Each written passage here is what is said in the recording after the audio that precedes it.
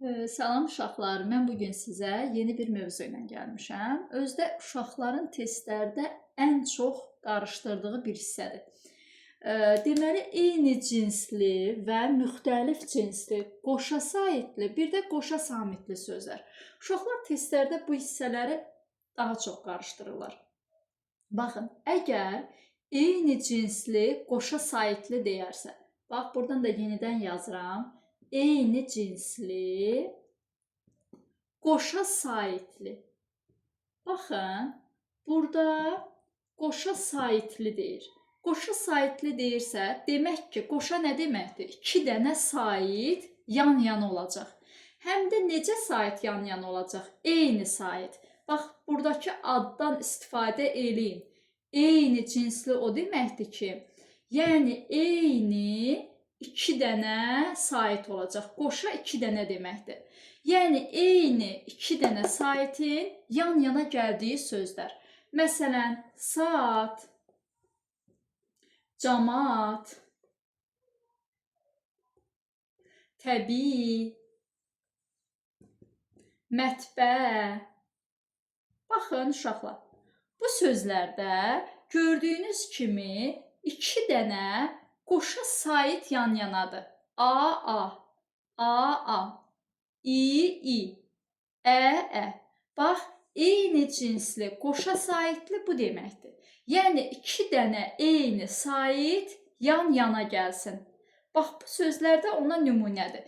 İndi gəlin görək, bəs yaxşı, eyni cinsli, qoşa saitli sözlər necə tələffüz olunur? Əgər eyni cinsli qoşa sait varsa sözün içərisində, onda bu zaman həmin saitlərdən biri düşür, digəri uzun tələffüz olunur. Baxın, saat. Burada artıq yəni sat demirsən. Saat. A hərfini uzadırıq. Buradakı 2 nöqtədə A hərfinin uzun tələffüz olunduğunu göstərir. Camaat sözündə də eyni ilə A hərfinin biri tələffüzdə düşəcək, olacaq camaat. Burada da A hərfi uzun tələffüz olunacaq. Təbii sözündə də eyni ilə sonundakı İ hərfindən biri düşür, biri uzun tələffüz olunur. Mətbə sözündə də elədir. Sonuncu Ə hərfindən biri düşəcək, biri uzun tələffüz olunacaq. Yəni, uşaqlar, eyni cinsli, qoşa saitli deyəndə tez yadınıza salın ki, eyni cinsli o deməkdir ki, 2 dənə eyni sait yan-yana gəlsin. Eyni cinsli, eyni saitlər. Qoşa sait də deyəndə, yəni 2 dənə saitin yan-yana gəlməyindən danışır. Sonra var eyni cinsli, bir də var müxtəlif cinsli qoşa saitli. Baxın, müxtəlif cinsli qoşa saitli deyəndə də yenə də adına fikir verin. Onda testdə qarışdırmayacaqsınız. Həmin sözün də altından testlərdə özünüz üçün xətt çəkin ki, bilinsin ki, siz eyni cinsini axtarırsınız, yoxsa müxtəlif cinsini. Baxın, indi mən buradan yazıram. Müxtəlif cinsli. Özdə həmişə fikir verin. Görün sizə qoşa sait deyir, yoxsa qoşa samit deyir. Bax, burada sait. Müxtəlif cinsli, qoşa sait. Burada da yenə müxtəlif nə deməkdir? Müxtəlif yəni bir-birindən fərqli, ayrı-ayrı 2 dənə sait yan-yana gələcək. Müxtəlif cinsli qoşa saitli sözlərdən uşaqlar baxın, A ilə, Na ilə, daha sonra təbiət, müəllim və başqa sözləri misal çəkə bilərik. Baxın, ailə sözündə görürsünüz müxtəlif, yəni 2 dənə ayrı-ayrı saitin yan-yana gəlməsi deməkdir. Görürsünüz, ailə sözündə A, bir də İ. İkisi də fərqli saitdir. Yan-yana gəldilər, ona görə qoşa sait adlandı. Ailə sözünün tələffüzündə uşaqlar A ilə İ hərfinin ortasında Y hərfi artırılır. Olur ailə. Nailə sözündə də yenə ortada Y hərfi artırılır, nailə. Təbiət sözündə də ortaya Y hərfi artırılır, olur təbiət. Müəllim sözündə isə uşaqlar baxın, ü, ə. Bunlar da müxtəlif saitlərdir. Amma müəllim sözündə heç bir dəyişiklik baş vermir.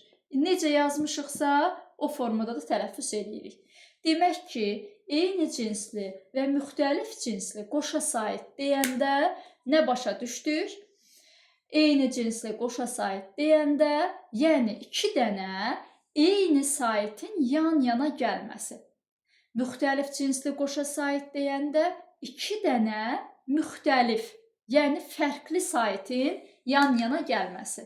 Gördünüz, ailə sözündə A, I, təbiət sözündə I, Ə, müəllim sözündə Ü, Ə. Bunlar müxtəlif cinsli qoşa saitdir. İndi isə sizlə eyni cinsli qoşa samitli sözlərdən danışacağıq. Yenə də adına fikir verəcəksiniz, bir də sait və yaxud samit olmağına. Eyni cinsli qoşa samitli. Eyni cinsli qoşa samitli sözlər. Eyni cinsli qoşa samitli deyəndə də yenə də baxıram eyni sözünə, bir də qoşa samit sözünə. Demək ki, uşaqlar, burada 2 dənə eyni samitin yan-yana gəlməyini görəcəyik. Məsələn, 8, tokka,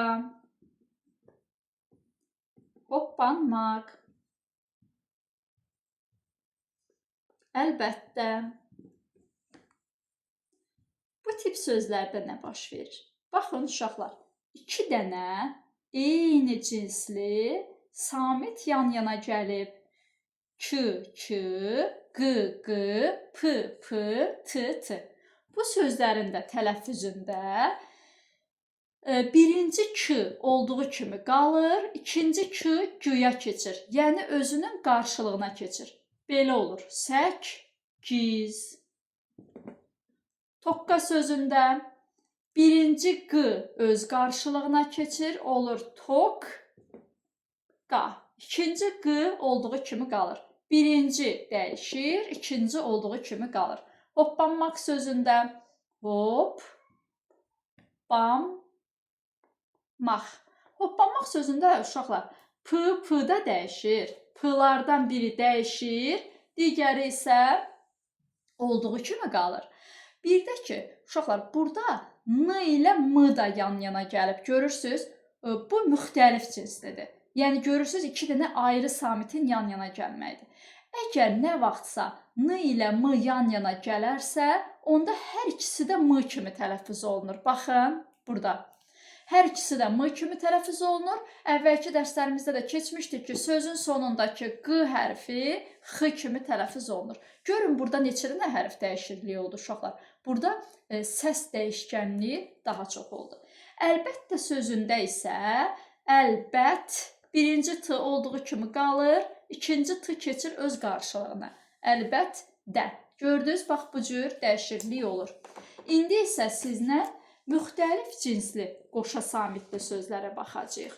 Müxtəlif cinsli qoşa samitli sözlərdə də uşaqlar yenə sözün özünə diqqət eləyin. Sözün özündəki əsas sözü altından xətt çəkin ki, testlərdə sizi çaşdırmasın.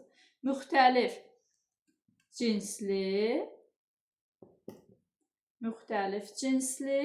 bir də qoşa samit sözünə diqqət eləməliyik. Qoşa samit. Baxın, uşaqlar, yenə də müxtəlif, yəni fərqli, ayrı-ayrı deməkdir. Qoşa samit də, yəni 2 dənə samit. Yəni 2 dənə fərqli samitin yan-yana gəlməsi deməkdir. Bu tipli sözlərə anbar, zanbaq, lövhə, daha sonra yaza bilərik dovşan, daha sonra dovğa, traktor,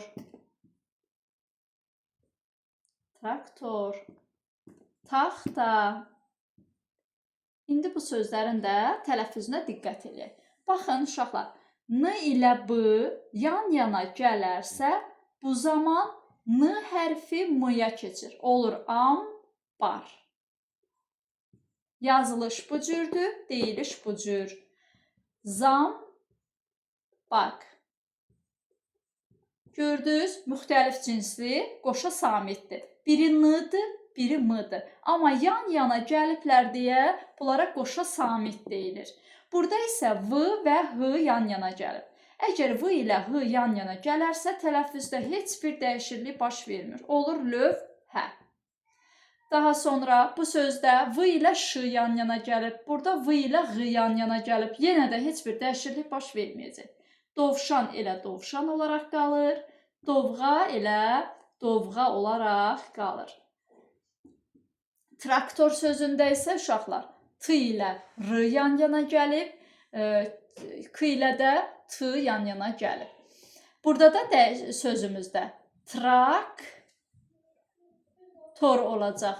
Baxın, mən burada k-nın başına xışdırıq qoydum, k-nın başına xışdırıq qoydum. Çünki xışdırıq qoyanda bilinir ki, bu k səsini verir. Amma bu ştrixi qoymasaq, onda bu k kimi oxunur. Ona görə də tələffüzdə k-nın başında bu ştrixi mütləq qoymaq lazımdır. Daha sonra taxta sözü. Taxta sözündə də uşaqlar, baxın, yenə də 2 dənə fərqli samit yan-yana gəlib. X və t samitləri. Bu zamanda sözün tələffüzündə tax, da deyə dəyişiklik baş verir. Uşaqlar, izahımız bu qədər. Mən əminəm ki, siz bu izaha əgər diqqətlə baxsanız, artıq bu tiplərdə heç vaxt çaşmayacaqsınız. Sizin üzərinizə düşən odur ki, dönə-dönə izaha baxasınız. Əgər başa düşməmisinizsə, onda izahı yenidən başladın, yenidən baxın. Əminəm ki, izahdan sonra artıq bu tipli testləri səhvsiz edə biləcəksiniz. Sağ olun uşaqlar, gələn dərslərimizdə görüşənə qədər.